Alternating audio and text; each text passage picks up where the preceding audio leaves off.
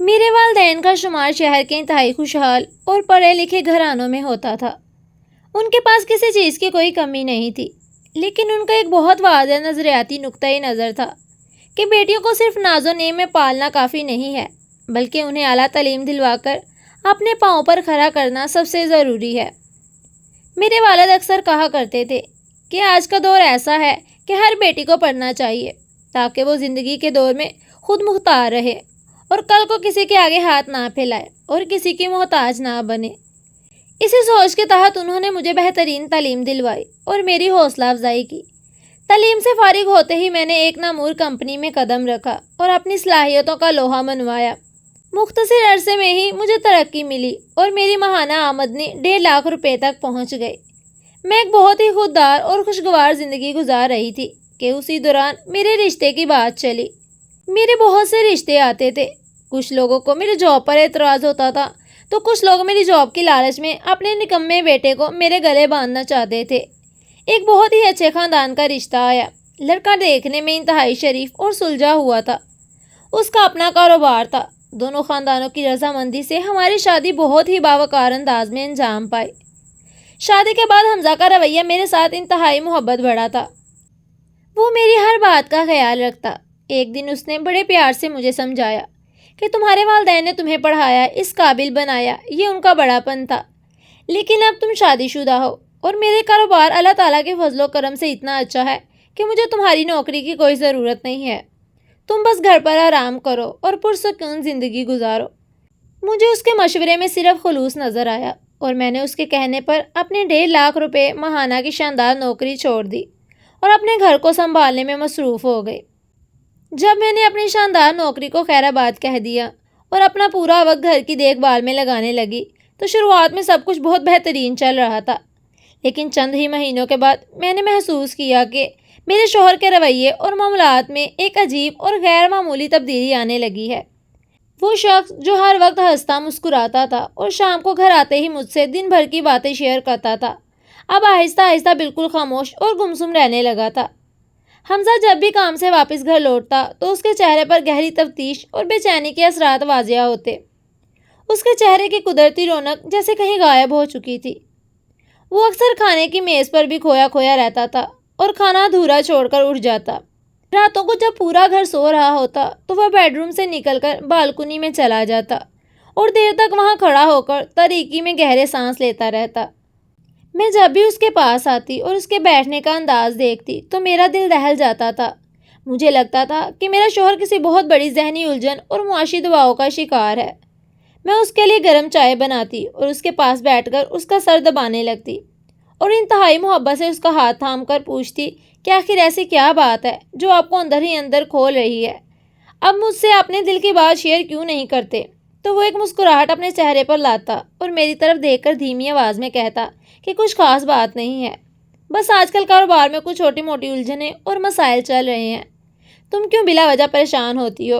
میں ایک مرد ہوں، تمام چیزوں کو سنبھالنا میری اپنی ذمہ داری ہے۔ تم بس گھر پر سکون سے رہو۔ میں نہیں چاہتا کہ میری ان کاروباری الجھنوں کی وجہ سے تمہارے ذہن پر ذرا سا بھی بوجھ پڑے۔ اس کا یہ محتاط اور ہمدردانہ انداز مجھے اندر سے اور بھی زیادہ جذباتی کر دیتا۔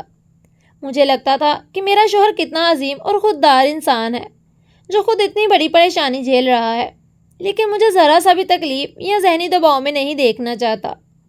دن گزرنے کے ساتھ ساتھ اس کی پریشانی کم ہونے کی بجائے مزید بڑھتی چلی گئی۔ اس کی آنکھوں کے ارد گرد ہلکے واضح ہونے لگے تھے، اس کا چہرہ مرجھانے لگا تھا۔ میں جب بھی اس سے حالات بہتر ہونے کا پوچھتی تو وہ ہر بار بات کو دوسری طرف موڑ دیتا اور بڑی بے بسی سے کہتا کہ میں دن رات کوشش کر رہا ہوں کہ کسی طرح حالات کو سنبھالوں، لیکن وقت ساتھ نہیں دے رہا۔ تم بس میرے لیے دعا کرو۔ اس کی اس مسلسل پریشانی اور ڈھلتی ہوئی صحت نے مجھے اندر سے توڑ کر رکھ دیا تھا۔ میں راتوں کو اٹھ کر اس کی راحت کے لیے دعائیں دیتی اور رب کے حضور رو رو کر دعائیں مانگتی کہ میرے شوہر کی حالت ٹھیک ہو جائے۔ لیکن پھر اچانک ایک رات جب حمزہ گھر لوٹا تو اس کے چہرے کی رنگت اڑی ہوئی تھی اور وہ انتہائی پریشان تھا۔ اس نے غمگین آواز میں بتایا کہ آج رات اس کے گودام میں چوری ہو گئی ہے اور اس کا سارا قیمتی سامان لٹ چکا ہے۔ اس نقصان کی وجہ سے اس کا چلتا ہوا کاروبار برباد ہو چکا ہے، جو پہلے ہی شدید مالی بحران کا شکار تھا۔ اب تو کاروبار ختم سمجھو۔ اپنے شوہر کو یوں بے بس اور روتا ہوا دیکھ کر میری پریشانی اور بڑھ گئی۔ وہ بار بار اپنے سر پر ہاتھ رکھ رہا تھا اور اس کی آنکھوں سے آنسو رکنے کا نام نہیں لے رہے تھے۔ مجھے سمجھ نہیں آ رہا تھا کہ میں اسے کس طرح حوصلہ دوں۔ کچھ دیر تک میں اس کے پاس بیٹھی رہی، پھر میں نے سوچا کہ اس وقت مجھے اپنے والد سے بات کرنی چاہیے، کیونکہ میری ہر پریشانی کا حل ان کے پاس ہوتا تھا۔ جب بھی میں پریشان ہوتی ابو میری رہنمائی کرتے تھے۔ میں نے فوراً فون اٹھایا اور ابو کا نمبر ملایا۔ دوسری طرف سے ابو نے فون اٹھایا تو میں نے اپنی آواز پر قابو رکھتے ہوئے کہا، ابو میں بہت پریشان ہوں۔ میرے شوہر پہلے ہی اپنے کاروبار کے مسائل کی وجہ سے کافی پریشان تھے، لیکن آج ان کے گودام میں اتنی بڑی چوری ہو گئی ہے کہ ان کا تقریباً سارا قیمتی سامان چلا گیا ہے۔ وہ بالکل ٹوٹ گئے ہیں اور مجھے سمجھ نہیں آ رہا کہ میں ان کے لیے کیا کروں۔ میں خود بھی بہت پریشان ہوں۔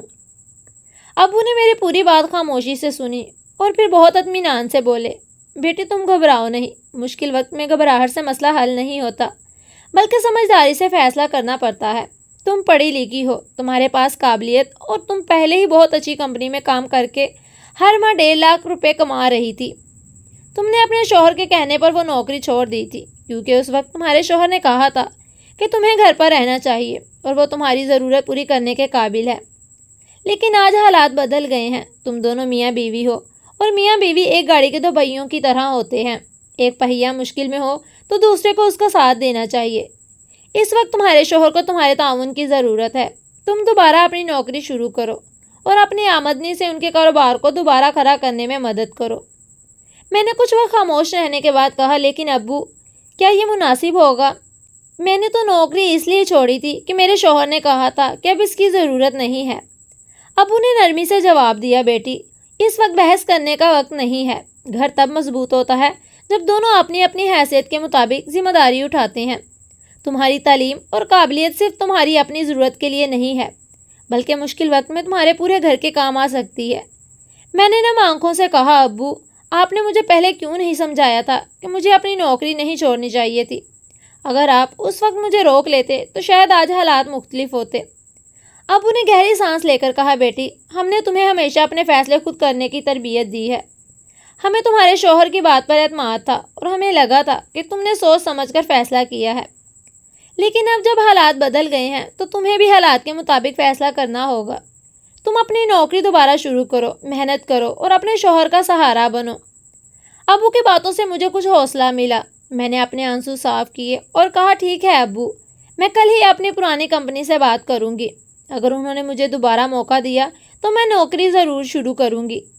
میں چاہتی ہوں کہ میرے شوہر کا کاروبار دوبارہ کھڑا ہو جائے۔